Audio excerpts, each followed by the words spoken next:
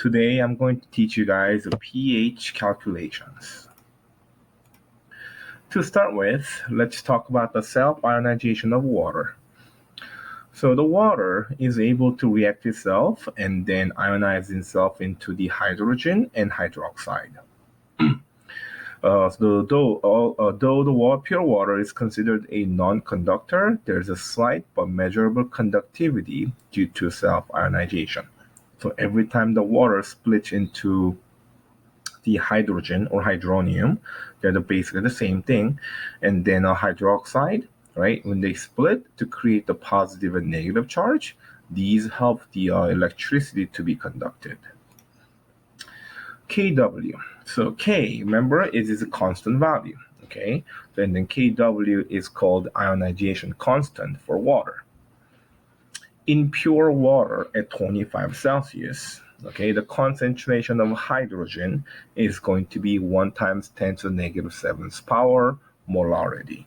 Okay, in other words, when you have a water at 25 Celsius, which is about the room temperature, 1 out of 10 million water molecule is going to split into the hydrogen and hydroxide.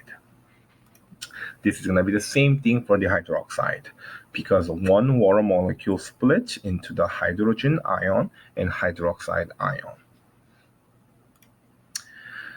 And Kw is a constant at 25 Celsius.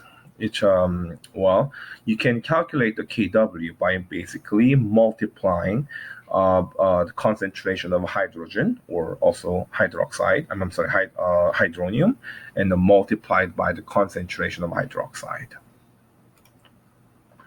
So, since the concentration of hydrogen and hydroxide are both 1 times 10 to the negative 7th power at the 25 Celsius, the Kw is going to be 1 times 10 to the negative 14th power when water is 25 Celsius.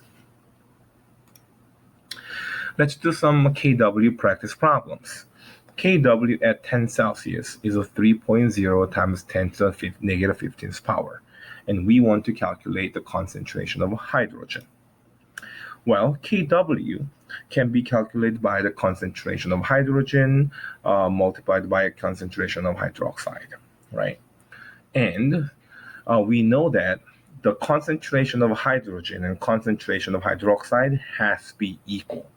That's because every time when you have a pure water, right, only source of hydrogen hydroxide comes from splitting the water, right? And then 1 water splits into hydrogen and hydroxide. So the concentration of hydrogen and hydroxide has to be the same because they're 1 to 1 to 1 ratio. So I'm going to call concentration of hydrogen X, and also that means concentration of hydroxide is also X. So Kw is equivalent to X squared, and you take a square root of Kw, and Kw is already known to us, 3.0 times 10 to the negative 15th power.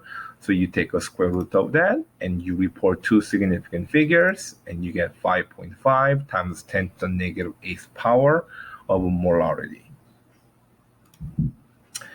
Okay, second practice problem. At 50 Celsius, concentration of hydrogen in pure water is 2.3 times negative 10 to the negative 7th power. Now let's go ahead and calculate Kw. Kw is concentration of, again, hydrogen times by concentration of hydroxide. We know that concentration of hydrogen and concentration of hydroxide are the same for the water. So I'm going to go ahead and multiply the same value twice.